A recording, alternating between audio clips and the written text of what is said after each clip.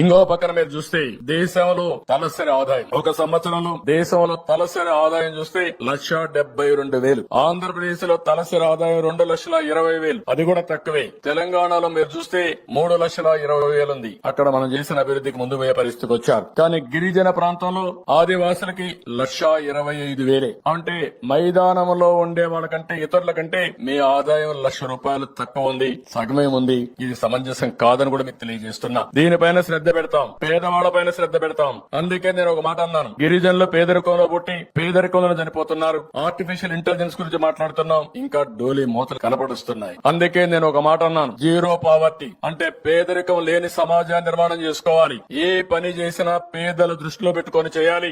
అలాంటి పేదలు ఎక్కువ ఉండేది ఆదివాసుల్లో ఉన్నారు. వారి మీద నా శ్రద్ధ ఉంటుంది, ఈ ప్రభుత్వం యొక్క శ్రద్ధ ఉంటుంది. మిమ్మల్ని పైకి తీసుకొచ్చే వరకు, అన్ని విధాలు ఆదుకునే వరకు మీకు అండగా ఉంటామని కూడా మీకు అందరికి తెలియజేస్తున్నా.